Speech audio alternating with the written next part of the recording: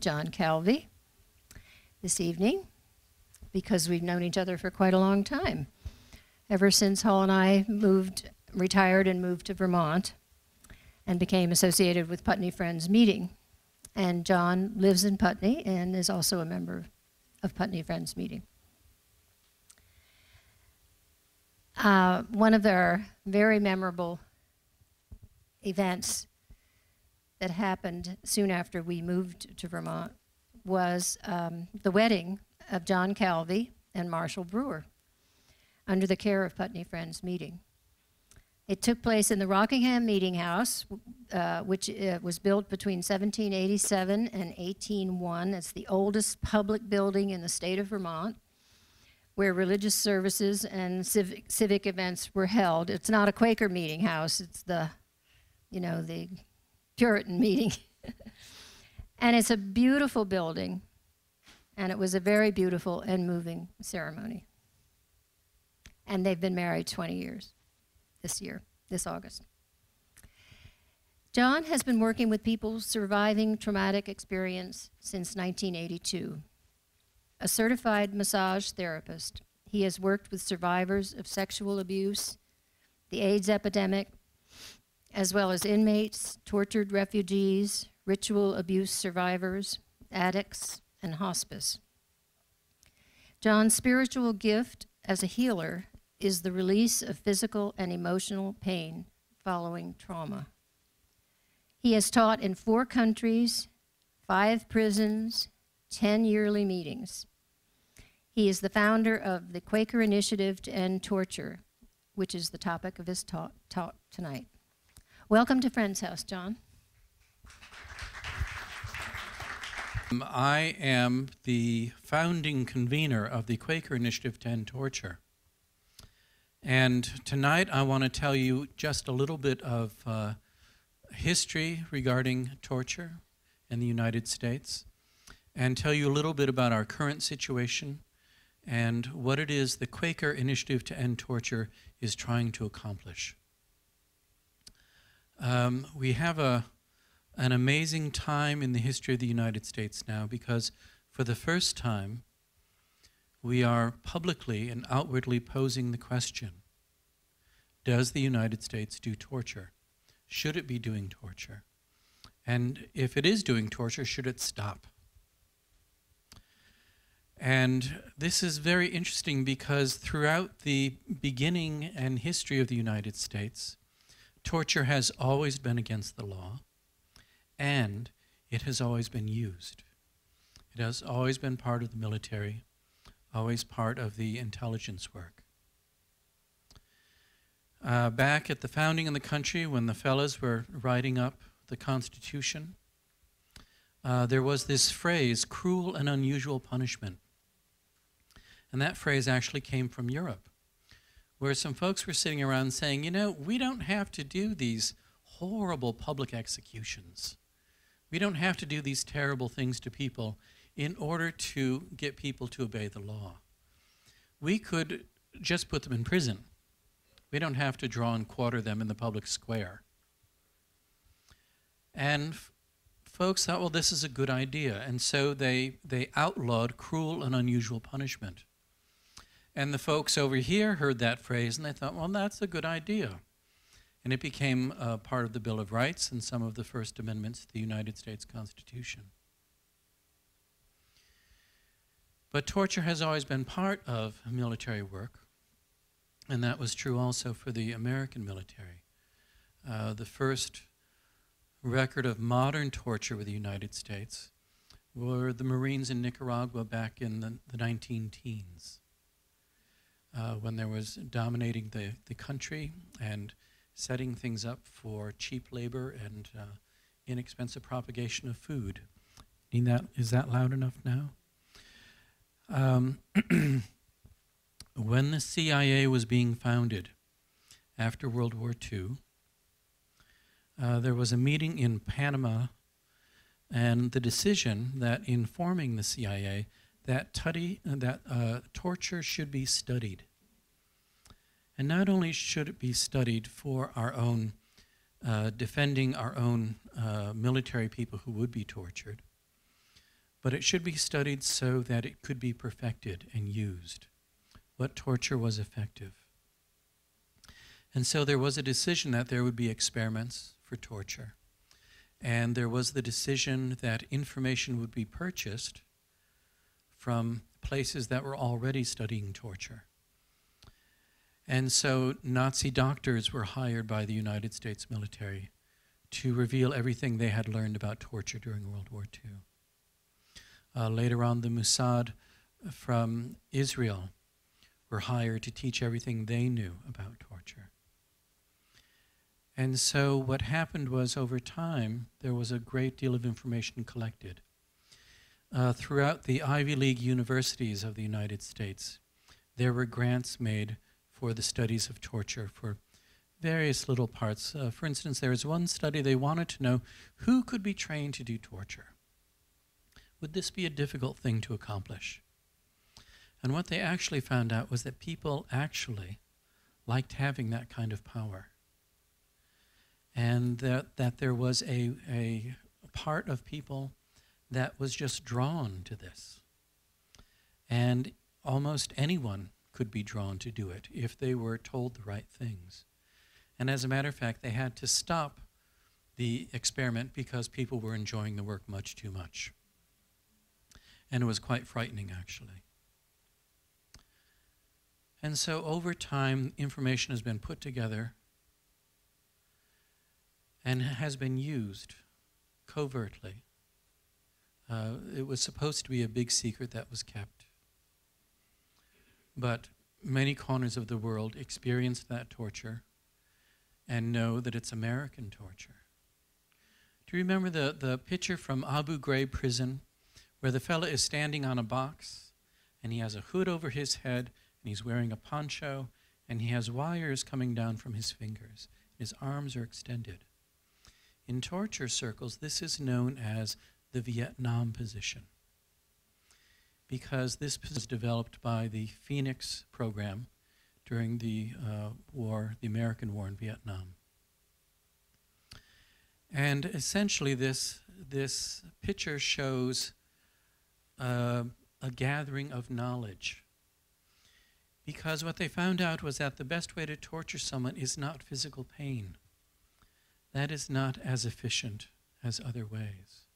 The most efficient way to torture someone, to capture them and to control, to have them surrender all of their willpower, is a combination of overstimulating the senses and understimulating the senses.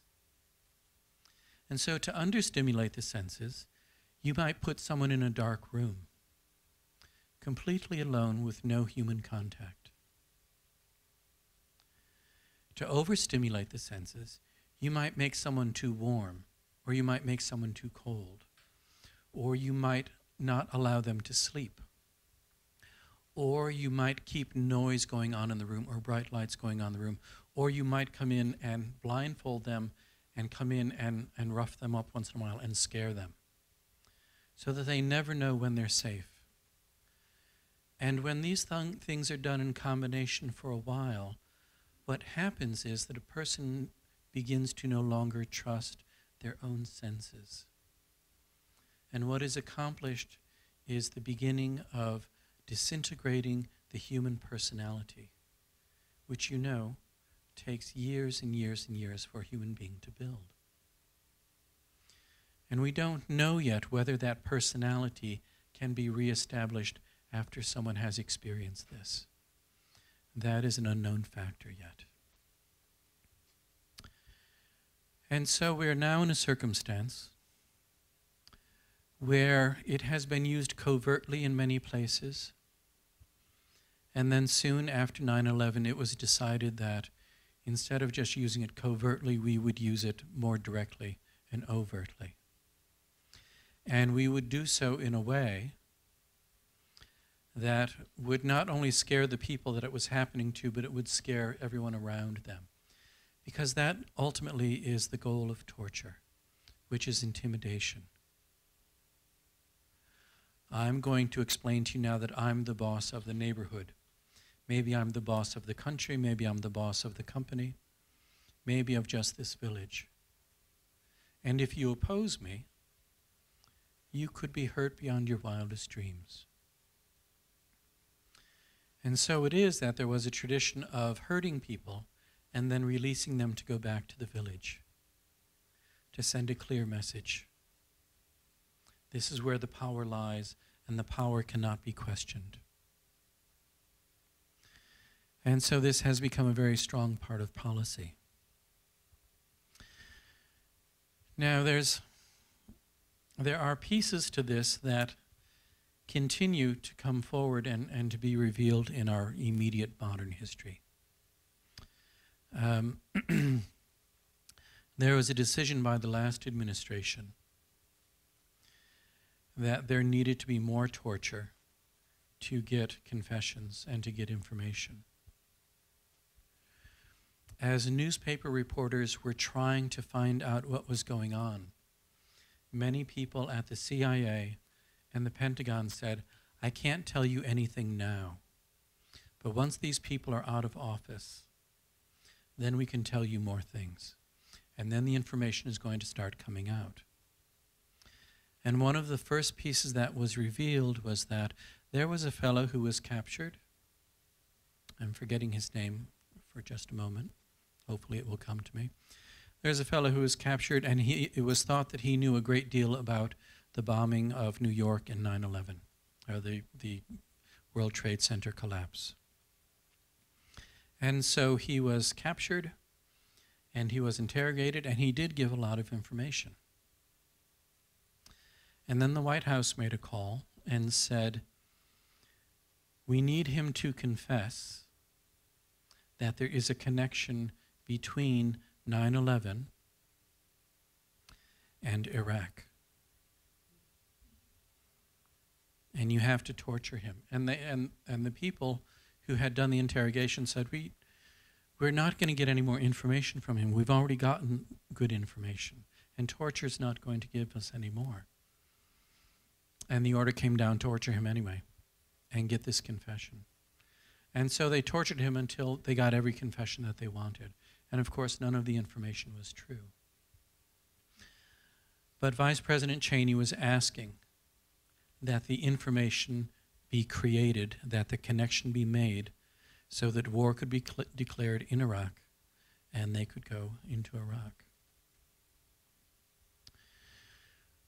We've been hearing about the prisoners in Guantanamo. We've been hearing how they were the worst of the worst. And there have been now maybe 1,000 people who have gone through Guantanamo. And now there's only about 240 left. Well, where did they go? What happened to them if they were so awful, if they were so terrible? One of the things that we were not told was that the way that most of them got there is that there was a program in Afghanistan that the Americans began soon after the invasion. And the program was this: if you know of a terrorist and tell us his name, we'll give you $5,000. Now, this is in a country where the average annual income is $700. So you know $5,000 looked really good. And so people began to turn people in. They turned in their brother-in-law who they had a fight with. They turned in the landlord because they didn't want to pay their rent anymore. They turned in that fella down the road who was new to the village and nobody cared about him. And everyone made money. And these were people who had no idea about terror, about the war on terror. But the practice was that the house would be surrounded at night and all of the males would be taken. And here's something that most of America does not hear. This would also include male children. They had so many children at Guantanamo that they had to open a separate camp for young children. The youngest person there was 7 years old. And why would they take a 7-year-old to Guantanamo? because you could hold the child up in front of the cell of the father and say, if you don't tell us everything you know, think of what we're going to do to your child. Now, what parent wouldn't tell absolutely everything with that? Or make something up? Or incriminate their family or incriminate their friends? Or say anything that they needed to be said? This information has not been getting out to us. There was a turning point that began to happen in about 2006. Each year, every country has the opportunity to come before, or an obligation to come before the United Nations Human Rights Commission and defend its human rights record. And in March of '06, it was the turn of the United States to go to Geneva and sit before the Human Rights Commission and declare itself free of human rights abuses. And so the lawyers from the Bush White House went and said, well, we are not doing torture. What we are doing is not torture. And the people from the United Nations said, you don't get to decide what torture is. That's already been decided. And what you are doing is torture. And everyone who is participating in this program is legally vulnerable to crimes against humanity, to war crimes. Now, the human rights people who were there, the organizations who were there, said this was the first time we saw anyone from the Bush White House become frightened.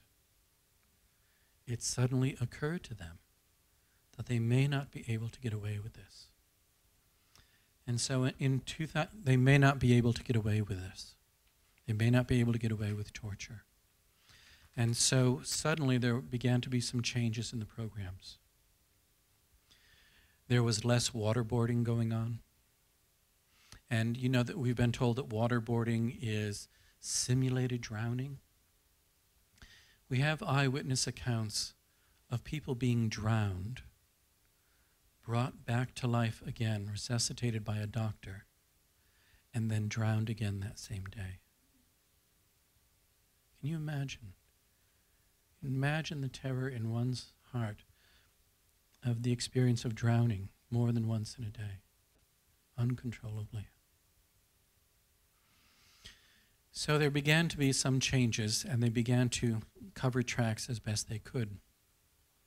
The problem is that they had already gone for years thinking that they had every right to do this and that they were completely safe. And so now there is a mass of evidence that says this has happened. And there are many people calling for investigations and for prosecutions. Now, some folks will say, we can't prosecute anyone for this because they were doing what they thought was best. And they thought what they were doing was keeping us safe. And it might just be political vengeance, and we can't do that. But I would very much like us to consider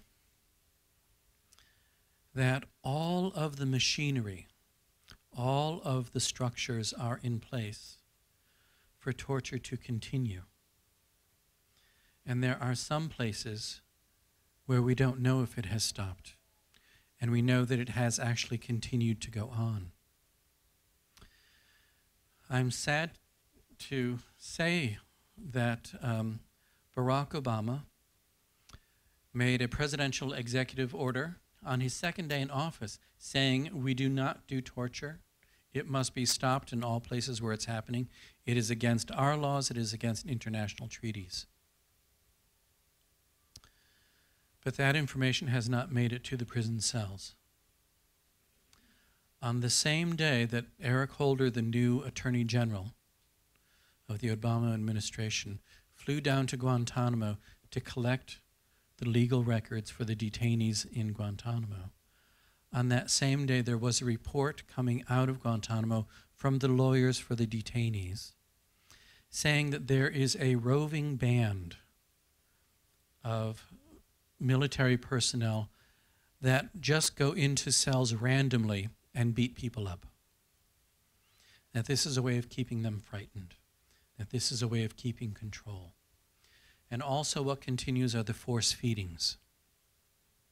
Force feedings, of course, are against international law because a force feeding cannot be accomplished non-violently on someone who is unwilling. And it is actually very dangerous to someone, very painful. So we're in a very curious situation here where Obama has said, we don't do this and I have now ordered it to be stopped. And we can see in places that it hasn't stopped. Now, I can't tell you what that means. I'm not sure what it means.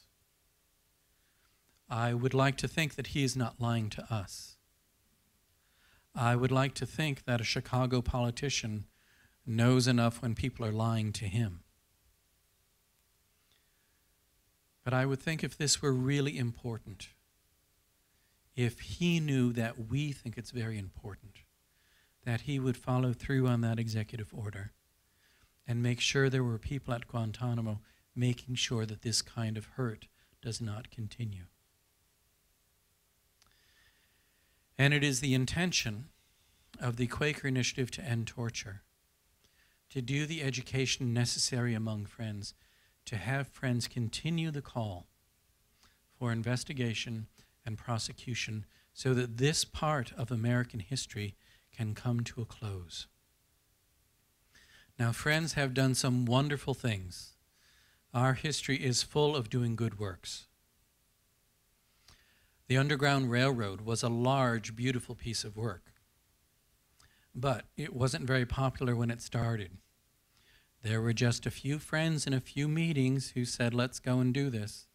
And there were entire meetings who were saying, no, we're not going to do this. It's too dangerous. It's very unpopular. We're going to get in trouble. They're going to take our money away from us. They're going to take the meeting house away from us. So it was just a few people who organized it. And then some more people came along, and then some more people came along. And by it became a large and an important network. But now we all claim it as our history. The civil rights work in the United States in the 60s, the work to help African Americans be able to vote, very important work that Quakers were helping with. Now, I only know one Quaker who went to jail with Martin Luther King, and that's Chuck Fager. And he wrote a wonderful book about that experience of being in jail with Martin Luther King. Nice little short book called Eating Dr. King's Supper. It's a wonderful book, and it's a lovely glimpse at how King did his work. Young family man stepping into such violent possibilities. But that work was not something that a lot of Quakers went and did. It was something that some Quakers went and did and then became popular later on. And the same thing with helping women to get the vote. Some Quakers did it, and then later on more Quakers did it. And what I want to tell you today is that we have this wonderful opportunity to make Quaker history again. Wonderful Quaker history. A great opportunity to make Quaker history. And this is your chance to get in on the ground floor. This is your chance to say, we are the United States of America, a country that we love and hold dear. And we do not do torture, and we will not do torture. And the system that is in place to keep this going has got to be dismantled. The military careers that have been built on this, the fortunes that have been made from the torture industrial complex. All of this needs to be interrupted. If you're going to take a terrorist secretly from one place to another, you need to hire a jet plane. Has to be a private jet plane. There's plenty of money to pay for it, but no one can know about it. And so the plane has got to be private. The landing strip has got to be private. The pilot has to be private. All of these things are very, very expensive. It costs a great deal of money to imprison people, and to transport them in secret, internationally. And so there is a torture industrial complex. All of this needs to be interrupted by faith communities coming together and doing the work of saying, we insist that this stop. It is moral obligation that Americans have to bring this to an end. Now, there's a wonderful organization called the National Religious Campaign Against Torture. And they have brought together all of the different faith communities and have met at the White House. And the White House, Obama's White House, said, yes, we will meet with you. But our position is this: you will have to come and convince us that there should be investigations and prosecutions. You will have to convince us, because we think that that is just going to interrupt government. And it's true that if there are investigations, it will be the first time in the history of the United States that leadership, that American leadership, not sergeants and lieutenants, but leadership, the top brass at the Pentagon, leadership in the White House, the first time they will be held accountable for war crimes. That would be a gigantic change for the United States. That's never happened before. It would be a completely new invention. So they had the meeting at the White House, and the National Religious Campaign Against Torture put forward their best case. And the Obama administration continues to say, we would rather get on with new work. And what has happened is that the same Bush lawyers who were in the Justice Department trying to halt anything that happens in the courts to give the detainees at Guantanamo and other places some rights, any kind of rights, those same Bush lawyers are still in place and still making the same arguments in courts, so that there are the same legal arguments being presented in this administration that there were in the last administration. So I'm sorry to come and tell you tonight that literally nothing has changed on this front. There have been some good headlines, but in terms of substance and follow-through, nothing has changed. And so the Quaker Initiative to End Torture is asking that friends come together, that we become educated, and that we inform other friends, and that we ask government to be responsible to us as people, so that there will be investigations and that there will be prosecutions. I've got 3 handouts for you. The page that Marion has is a 1-page article about how a young man was held at Guantanamo and tortured for 7 years. And the military understood that he had done nothing wrong and he should be released. But the story kept coming back that we don't have a place to release him to, and now that we've tortured him, he might be dangerous. He was captured when he was 15. 15 or 14, they're not sure. Another page that's going out is an article from the New York Times documenting the torture of children by American forces. This is from 2005, and other than that article, it has been incredibly absent from our media. The third article that's being handed out is my annual letter to let people know where it is I'm teaching and what it is I'm up to. I'm wondering, have you questions for me? Yes.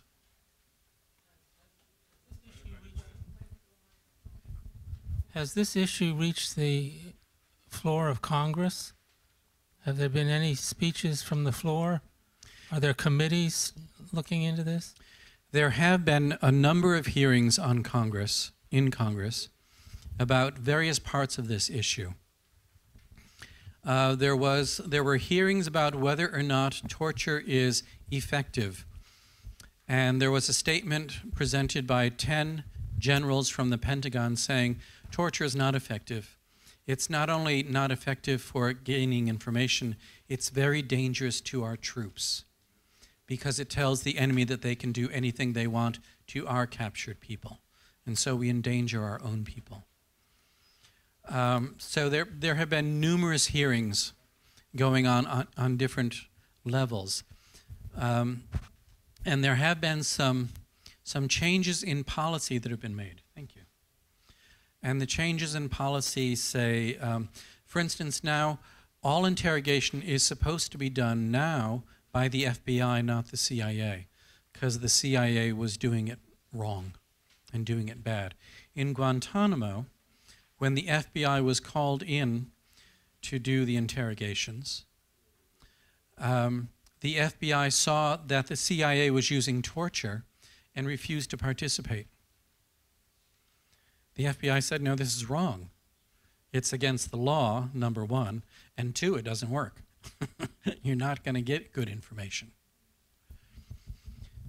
And so the FBI now is in charge of doing interrogations. Now that's a change that Obama has made, but it has not stopped the beatings in Guantanamo.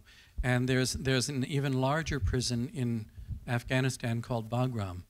And the Red Cross has not been allowed into Bagram, so we don't even know what's going on there. Another question. Raise your hand. Have you had a chance to talk with Joe Volk from the Friends Committee on National Legislation on this topic? Yes, and unfortunately with the economic crisis, which has hit all Quaker organizations, fortunately FCNL has not been hit as hard as AFSC was hit, fortunately, but they have had to cut the intern who was doing work directly on torture. And so there is not as much work going on there as there was, unfortunately. And there is so much going on after the last 8 years of the Bush administration that there are a lot of fires to put out.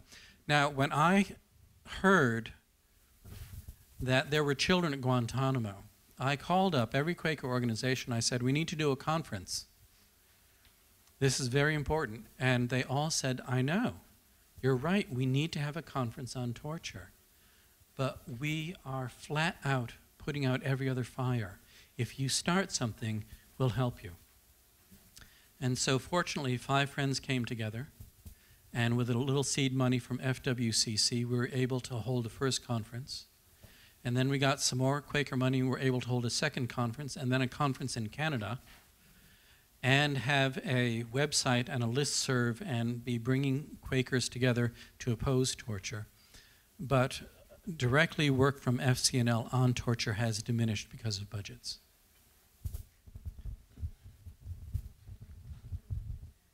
Hello, I have a mic, and my question is, why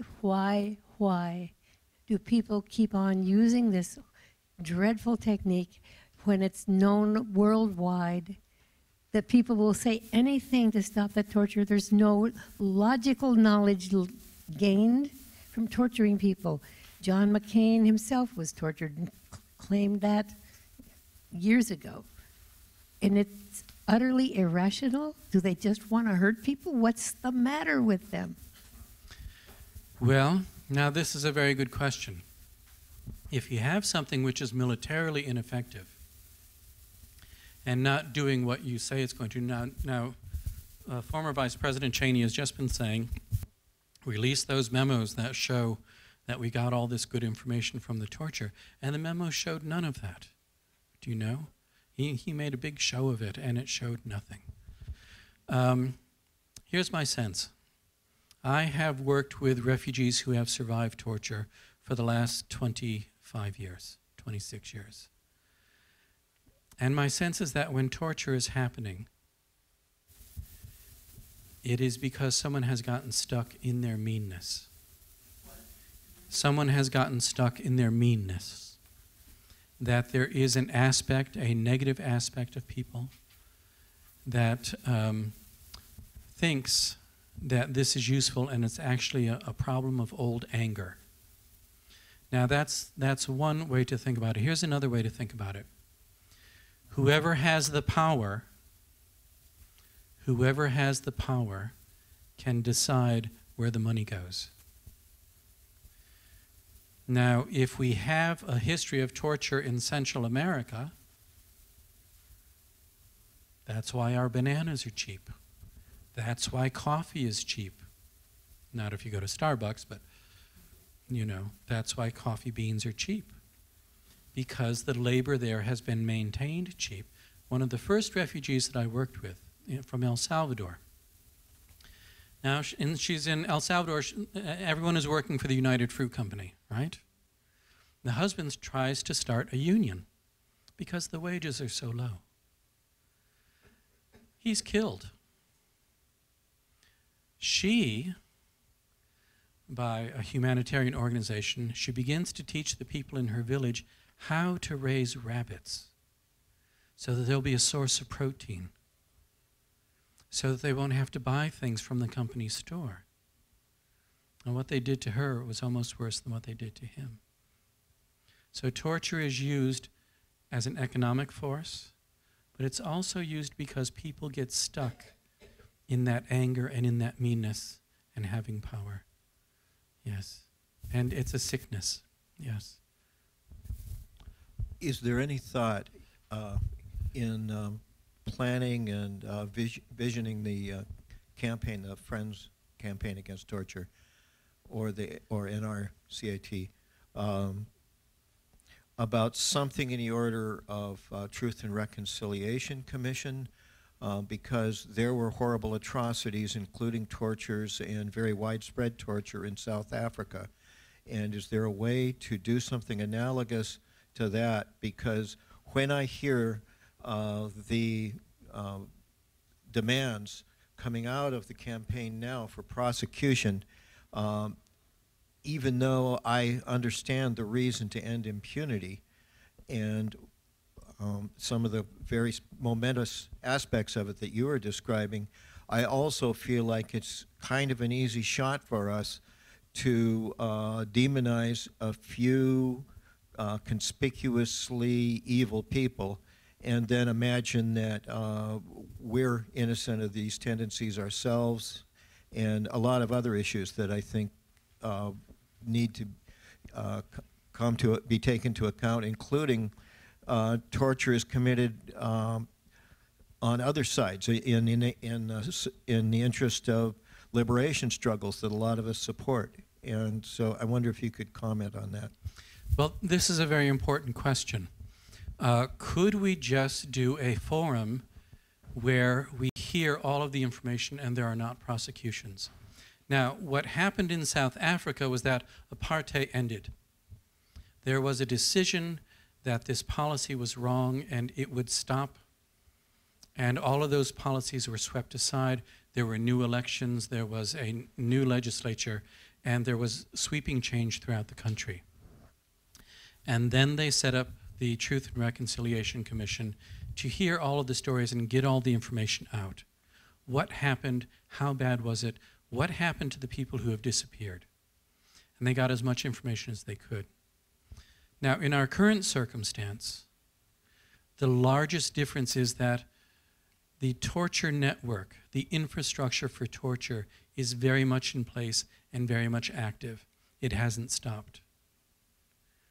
And it is older than apartheid. Apartheid began to happen in the 19-teens and 20s, and American torture precedes that. And the program of learning about torture and creating torture is so interwoven in the intelligence and military at this point that it's going to take a very difficult work to separate it and release it. But the problem essentially is that it is still in place. It is still active. Now, if you make a study of torture, 20 and 30 years ago, torture around the world was regional and ethnic. Everybody had their own way. People had their own way of doing torture. Increasingly now around the world, torture is done the American way. We are the largest purveyor of torture and torture training in the world. And that infrastructure is still in place. And so if you have a Truth and Reconciliation Commission to say, we did this in Chile, we did this in El Salvador, we did this in Iraq, we did this in Afghanistan, the history becomes known, but everything is still in place to continue what's going on. It has not stopped, it has not been interrupted. Apartheid ended. American torture has not ended. And so there is a concern that if there are no prosecutions, it's simply going to continue.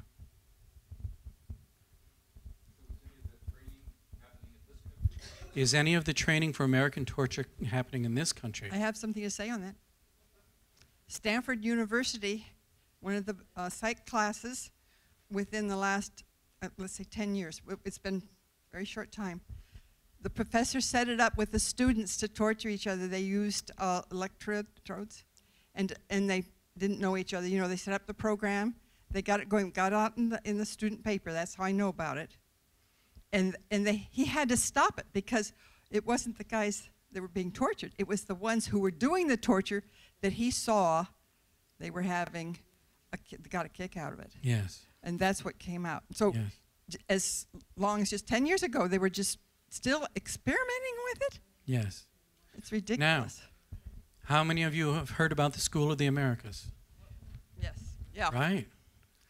Now, School of the Americas is still training the military and the police forces of Latin America. Now, some of the Latin American countries have said, you know what, we don't need your help anymore. This is actually not a good idea. But most of the countries are still receiving training from the School of the Americas, which teaches torture and assassination and rape and to do these things publicly so that the culture can be dominated. So the infrastructure for American torture, to keep it as a practice and as a policy and to train people in it, all of this is still in place. And Americans need to come together and make a moral statement and say, this has to be stopped. Well, it seems to me that behind what you're saying is a tremendous amount of power and economic force that benefits or requires this.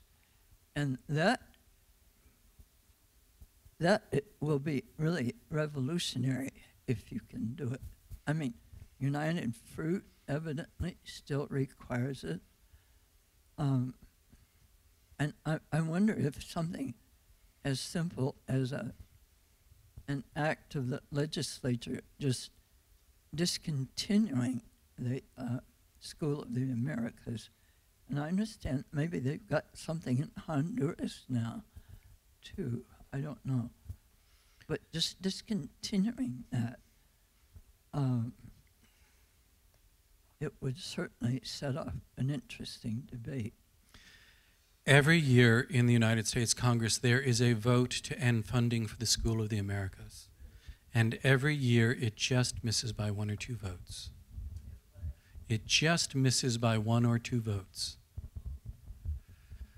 So there are many fronts on which this is being worked, and we need to keep at it. I'd like to suggest that what's behind torture is much deeper than getting information, deeper than vengeance, deeper than intimidation and punishment. I'd like to suggest that the roots of torture go very, very deep, and you can only conclude that people are tortured for amusement. Primitive tribes, when they fight and take prisoners, they routinely torture these prisoners for amusement. They enjoy it. So I think we have to all ask or address that part that inside of us that's very dark. And I think we have to admit that darkness is present in each of us because of our evolution and the roots that go way back to inflicting pain for amusement. I think you're quite right. And I think that this makes it one of the most important reasons that Quakers help to do the work of ending American torture. This topic is the ugliest topic I have ever worked in. Now, I have been helping people with AIDS to die for 25 years. I have done work teaching massage in prisons. I have worked in the AIDS crisis. I have been in a lot of different ones. This one is the worst. This is the worst because this one contains the most meanness.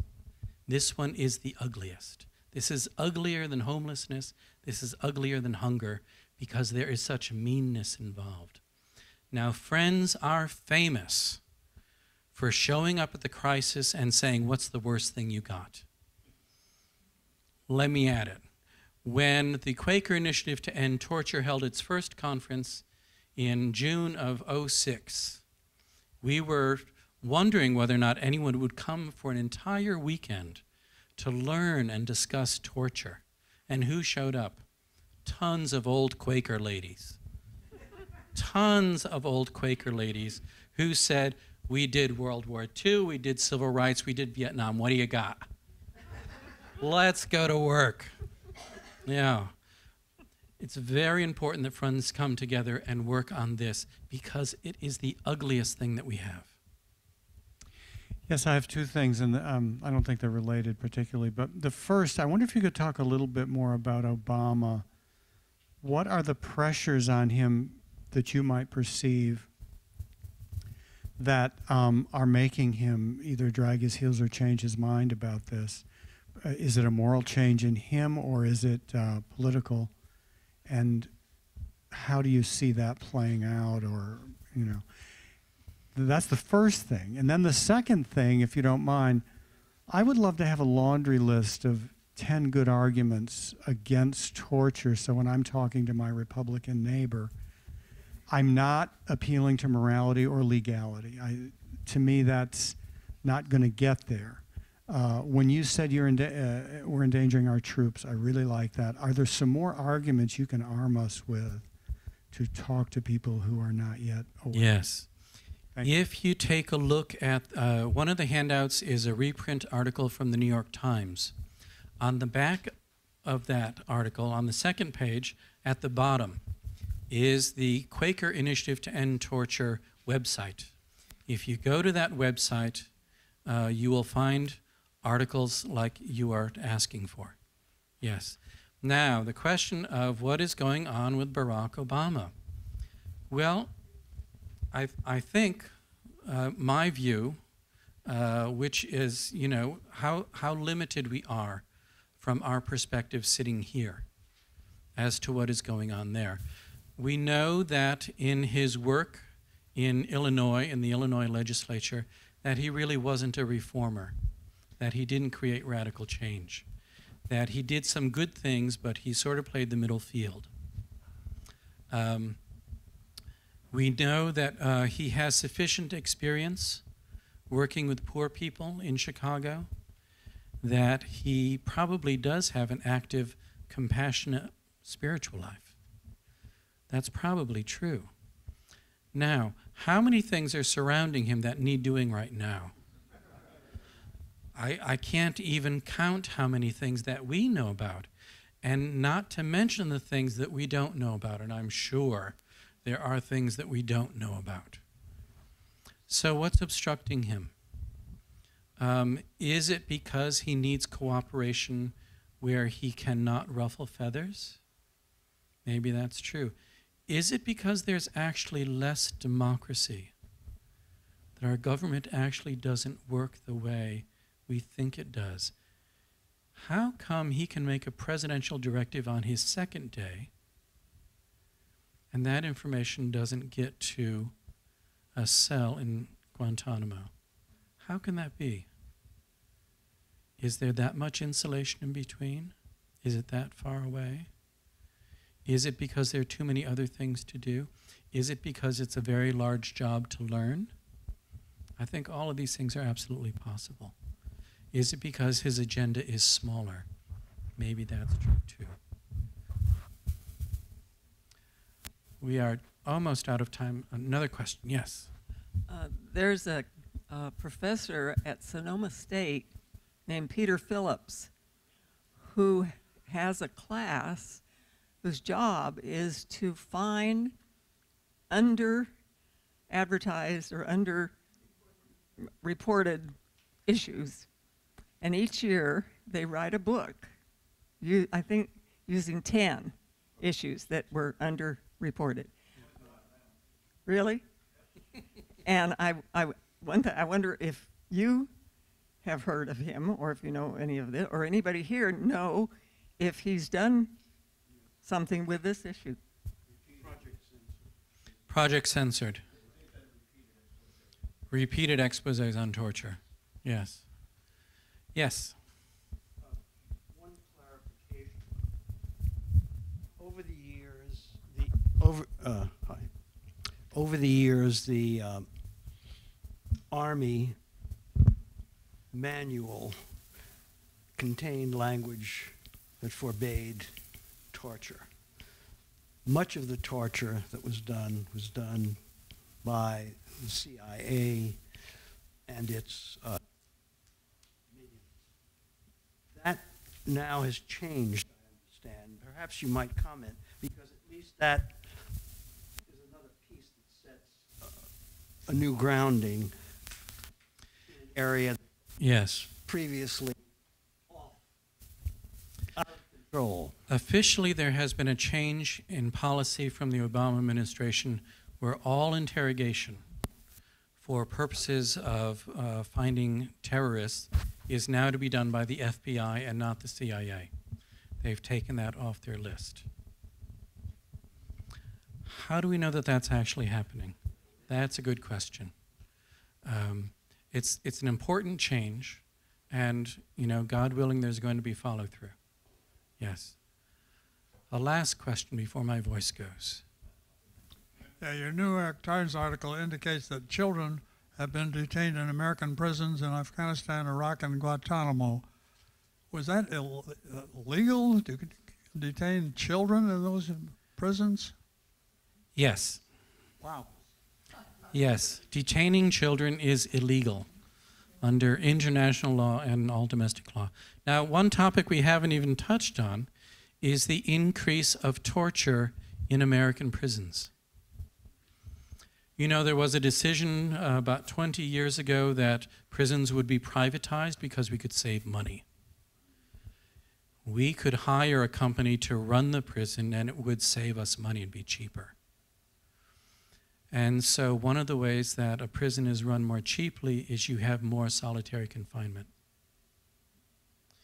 Solitary confinement has always been used as a way of punishing someone who has broken the rules. But now, with the smallest rule broken, someone can go into solitary confinement for 3 months. And what we're finding out is that someone who does not have a strong center, someone who does not have a strong personality, someone who was hurt as a child, someone who has been unbalanced by poverty or addictions, that these people do not survive solitary confinement. And there are so many prisoners now in solitary confinement that Bonnie Kerness with the AFSC in Newark, New Jersey, has just put together a book for prisoners called How to Survive Solitary Confinement. Quakers had to write a book on solitary confinement, how to survive it, because there are so many people being put away with no social contact whatsoever. So this is another place where there needs to be clarification. There need to be people saying, no, we don't do torture. Solitary confinement is torture because it takes away a person's capacity to be a social being. So I urge you please to go to the Quaker Initiative to End Torture website and take a look at the information there. The website has just been redesigned. We are continuing to add information to it. There's going to be news kept up there and more information kept up. And please share this information with friends. And thank you very much for being here and for inviting me tonight. Thank you.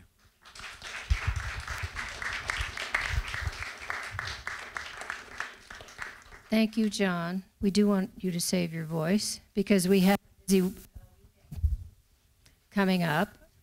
Tomorrow at Redwood Forest Friends meeting, a retreat, and Sunday worship, and a meeting for healing in the afternoon. So we look forward to that very much. I want to remind you that a lot of John's work is unpaid.